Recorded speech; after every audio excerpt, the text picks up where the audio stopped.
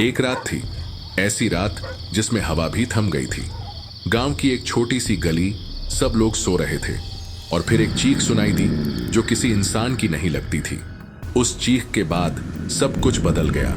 यह कहानी है एक ऐसी खूनी रात की जिसे सुनकर आपकी नींद उड़ जाएगी। मैं हूं आपका दोस्त और आज मैं आपको बताने जा रहा हूं एक सच्ची घटना जो मेरे गांव में हुई थी। गांव का नाम मैं नहीं बताऊंगा, लोग अब भी डर के साए में जीते हैं। यह सब कुछ 3 साल पहले हुआ था, जब मैं कॉलेज से घर लौट रहा था।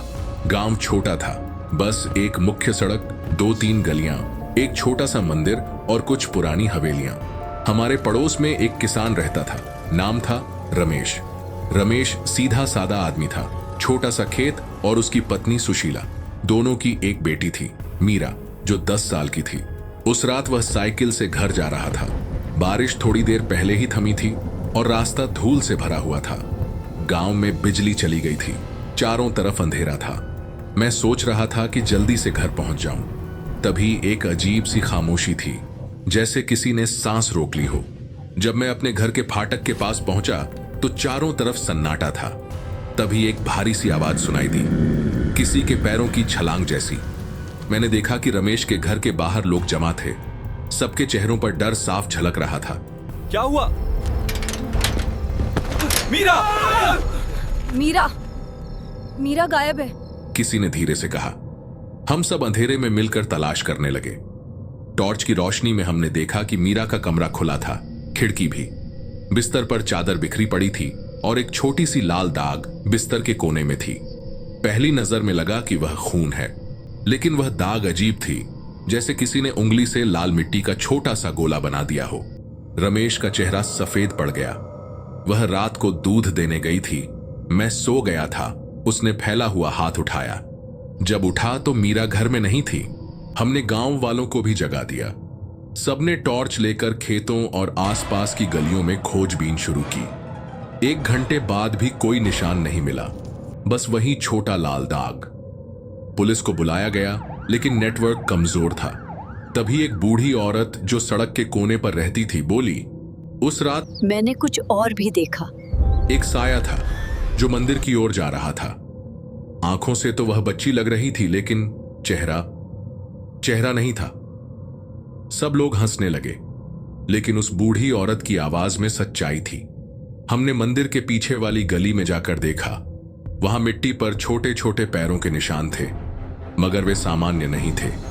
पैरों के निशान अजीब थे, जैसे किसी के पैरों के अंगूठे से ज्यादा उंगलियां लंबी हों।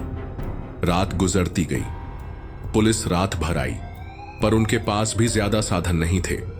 अगले दिन गांव के लोग मीरा की तलाश में चारों ओर फैल गए। जंगल, तालाब, पुराने कचरे के ढेर, कोई निशान नहीं मिला। लेकिन वही छोटा लाल दाग अब हर जगह दिखने लगा। कमरों की दीवारों पर, दरवाजों पर, पानी के किनारे। लोग कहने लगे, यह सिर्फ खून नहीं, यह कोई निशानी है। कुछ लोगों ने कहा कि रात को मीरा की आवाज सुनी थी। किसी ने कहा कि मीरा घर के पीछे खेत में खेल रही थी और किसी से धीरे धीरे बात कर रही थी, लेकिन मीरा नहीं मिली। फिर तीसरे दिन रात को हमारे गांव में फिर से अंधेरा छा गया। बिजली फिर से चली गई। गांव के लोग एक दूसरे के घरों में इकट्ठे होकर बैठे थे। तभी मंदिर की घंटी अपने आप बजने लगी, बिना किसी के छुए। हम सब डर के मारे मंदिर की ओर भागे। मंदिर के द्वार पर एक लंबी सी खरोंच जैसी निशानी थी और उसके सामने जमीन पर खून की एक लंबी लकीर थी, और उस लकीर के अंत में एक पैर का निशान था जो पहले हमने देखा था, अनोखा, लंबा, उंगलियों जैसा। हम सब पीछे हट गए। रमेश बेहोश हो गया। तभी पीछे से एक जिद्दी सी आवाज सुनाई दी, मीरा। आवाज धीमी थी, लेकिन उसमें कुछ अजीब था, जैसे किसी ने टेप धीमी गति से चलाया हो। सब लोग कांपने लगे। फिर अंधेरे में एक छोटा सा बचपन का गीत सुनाई दिया, लड़की मेरी कहाँ चली गई। सबने पहचान लिया। वह मीरा का पसंदीदा गीत था, जो उसकी मां हर रात गाया करती थी। फिर हमें एक परछाई दिखाई दी। एक छोटी सी लड़की सफेद फ्रॉक पहने मंदिर की ओर जा रही थी, लेकिन जैसे ही हमने टॉर्च की रोशनी उस पर डालने की कोशिश की, वह परछाई गायब हो गई और उसकी जगह अजीब सी हवा चलने लगी। मंदिर की दीवार पर कुछ लिखा हुआ दिखाई दिया, खून से। सब लोग डर के मारे चीख उठे।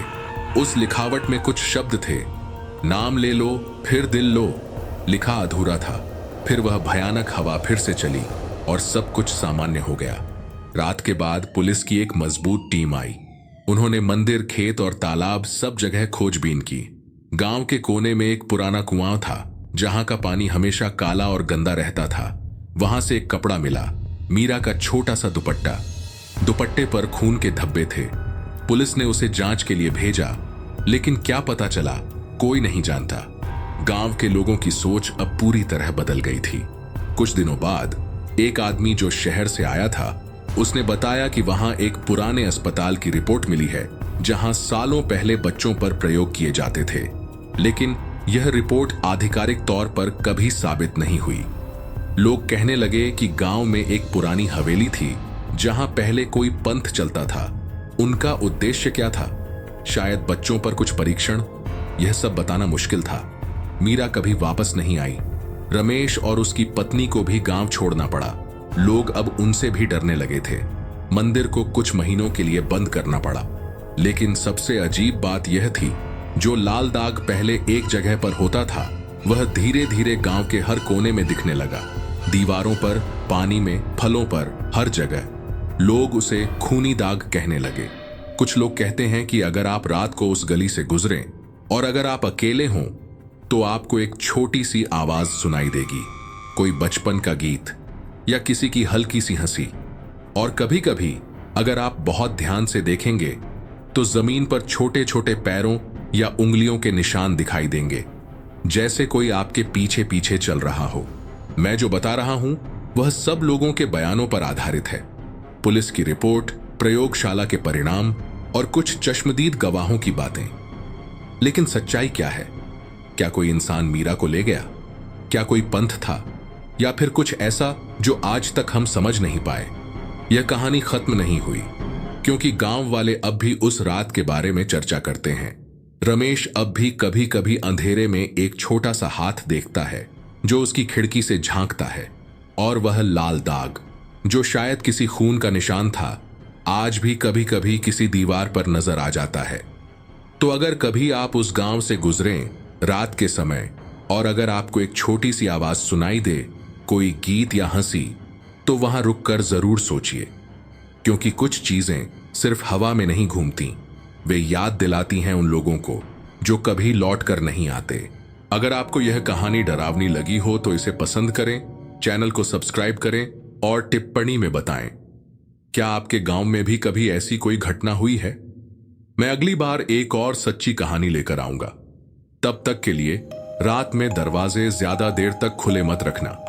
शुभ रात्रि और ख्याल रखना।